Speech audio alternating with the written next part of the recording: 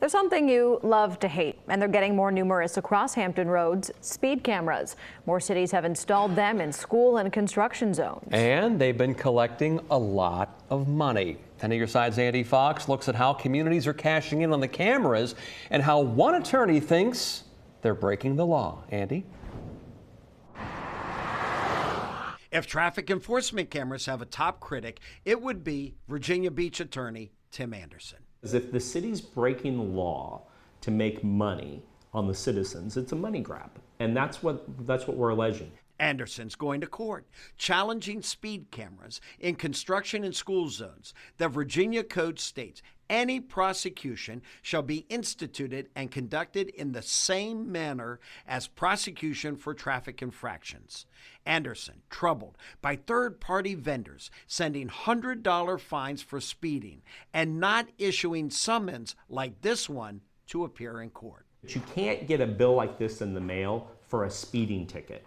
That has to be done through the courts. That's what the General Assembly said, and the cities just aren't following the rules. The third-party vendor sent this $100 ticket to the driver of this white car, allegedly speeding on George Washington Highway in March, doing 48 in a 25-mile-per-hour school zone, 23 over. That is reckless driving. It's fraudulent because if you pay it, you send it to Cleveland, Ohio. That's not where the Chesapeake Police Department takes fines. The fines go through the courts. And make no mistake, the traffic enforcement cameras are bringing in millions. Since April 2022, Chesapeake brought in $9.8 million through mid-June, and over in Suffolk, $14.1 million through July. And if you're not going to follow the rules and you're going to do it simply to make money, it's a money grab. Suffolk Mayor Mike Newman. Tim Anderson says money grab. I think Tim's mistaken. This is about safety. Now, I believe he's making a case as to the legal process and whether there's a point of contention there. There may be, but from an intent standpoint, this had nothing to do with money. But according to Suffolk's Public Safety Committee that oversees the program, through July 31st, revenue collected $13.4 million, vendor paid $3.5 million, uncollected revenue about $5.6 million. The available funds distributed to safety programs in the city. But to go online and communicate with our Public Safety Committee those needs that they may have in their neighborhood. Funds went to build this new crosswalk between Kings Fork High School and Middle School.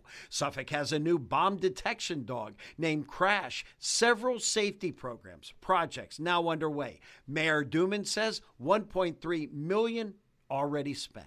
The public has input. They can contact us to let us know how to spend that money. And look at this. Since cameras went up, number of violations going down. Every single one, be it a school zone, be it a work zone, has decreased by 78 to 82%. It's not an anomaly. It's fine to let them issue these tickets, but they have to follow the rules. They have to give people summonses. They have to give them court dates.